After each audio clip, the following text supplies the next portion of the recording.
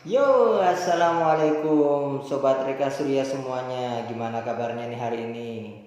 Tentu sehat ya, semangat ya. Oke, seperti biasa ketemu kembali dengan saya Fadli dari Reka Surya di channel kita, channel Reka Surya yang selalu memberikan informasi menarik tentang produk-produk pembangkit listrik tenaga surya atau mungkin produk energi terbarukan lainnya, dan juga tentang sistem PLTS, sistem pembangkit listrik tenaga surya atau sistem energi terbarukan lainnya. Oke, Sobat Reka Surya atau teman-teman lain yang mungkin tertarik dengan Go Green, energi hijau, energi bersih, ramah lingkungan, energi baru terbarukan, jangan lupa ya, tetap follow, subscribe channel ini, dan tunggu konten-konten menarik lainnya dari kami ya, tentang energi baru terbarukan, energi hijau, energi bersih. Oke, Sobat Reka Surya semuanya, untuk kali ini kita mungkin akan membahas sebuah produk ya. Ini produknya. Produk apakah ini? Ya. Produk ini adalah solar charge controller. Ini adalah salah satu tipe solar charge controller atau SCC yang tipenya kecil ya. Ini untuk 12 atau 24 volt dan 10 ampere. Di pasaran banyak yang mungkin tegangannya sampai 240 volt DC atau mungkin lebih tinggi dari itu, dan ampernya mungkin sampai ratusan ampere. Cuman kita pada video kali ini akan membahas fungsi dari SCC ini, karena mau yang kecil atau yang besar fungsinya itu sama ya. Nah, peralatan ini, SCC ini atau solar charge controller ini wajib digunakan di sistem pembangkit listrik tenaga surya apabila sistem PLTS itu menggunakan baterai ya, menggunakan storage. Ya, dari namanya solar charge controller berarti pengontrol pengisian dari solar, dari tenaga matahari. Oke, kenapa sih harus dikontrol ya pengisiannya? Ya, kita nanti bahas ya lebih lanjut. Oke, kita ambil dulu nih. Ini adalah solar cell atau panel suryanya nih ya. Ini solar cellnya. Oke. Kemudian ada baterai. Ya, ini baterainya. Oke. Ada terminal baterainya. Ya. Nah, di sini solar charge controllernya ya. Ya. Tadi fungsinya adalah untuk mengontrol pengisian dari solar cell atau panel surya ke baterai. Kenapa harus dikontrol pengisiannya? Ya, karena baterai dari memiliki karakteristik ya, dia itu tidak boleh overcharge, kelebihan di charge, atau over discharge.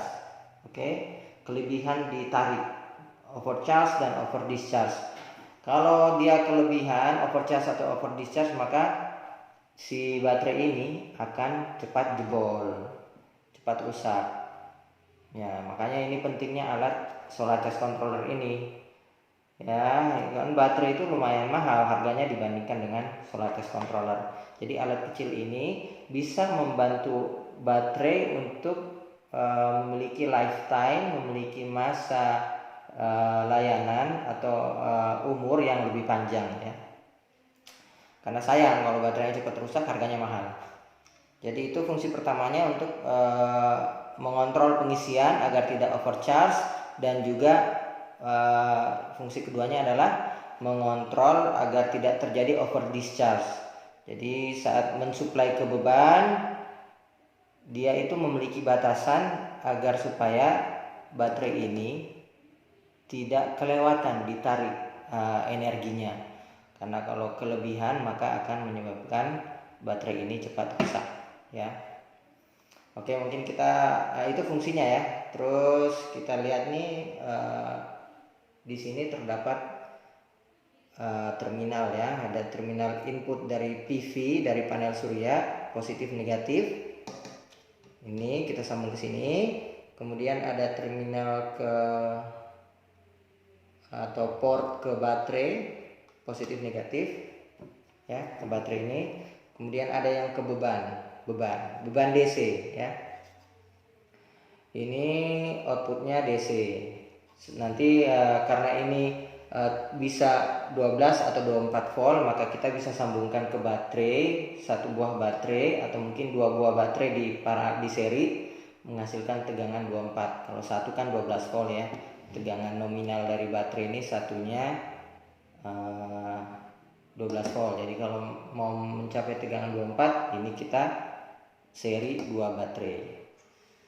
Oke, jadi itu adalah fungsi utama dari solar charge controller. Kenapa alat ini penting ada di sistem PLTS, dan juga kenapa alat ini wajib kita kita pakai, karena baterai itu harus dilindungi ya. Baterai itu lebih mahal daripada solar charge controller. Jadi itu fungsinya. Jadi jangan sampai kita menggunakan sistem PLTS yang ada baterainya, terus kita langsung sambung nih dari solar cell, sambung langsung ke baterai tanpa ada kontrol. Kemudian dari baterai langsung ke beban tanpa juga dikontrol. Ya mungkin syukur-syukur kalau baterainya bisa bertahan 3 bulan ya, 3 atau 6 bulan gitu. Jadi sayang gitu, baterai mungkin yang harganya jutaan bisa rusak karena tidak membeli peralatan ini yang mungkin nilainya ya 500.000 atau di bawahnya ya, kalau alat seperti ini ya. Apalagi nanti untuk sistem PLTS yang lebih besar, yang mungkin baterainya lebih banyak, yang mungkin baterainya bisa bernilai ratusan juta, ya tentunya harus harus lagi untuk memiliki solar charge controller. Tapi solar charge controllernya tentunya lebih besar dari ini ya, dan mungkin lebih mahal. Ya pastinya lebih mahal ya, karena arusnya lebih besar dan tegangannya lebih besar. Oke, itu adalah fungsi utama dari solar charge controller. Nah, di solar charge controller ini juga memiliki berbagai fitur, misalnya over current, over temperatur, dan lain-lain yang mungkin bisa dilihat pada brosur atau spesifikasi solar charge controller. Oke, mungkin itu untuk fungsi dari solar charge controller seperti apa.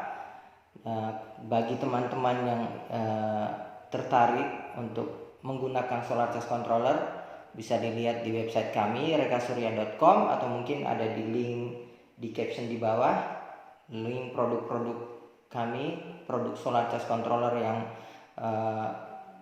dimiliki oleh Reka Surya. Sekali lagi, ini penting untuk menjaga lifetime baterai yang lebih mahal. Ini jauh lebih murah dibandingkan baterai.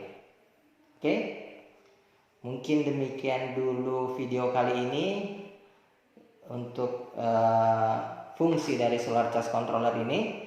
Kedepannya kita akan bahas video-video menarik lainnya tentang produk-produk pembangkit listrik tenaga surya dan pembangkit listrik energi baru terbarukan lainnya.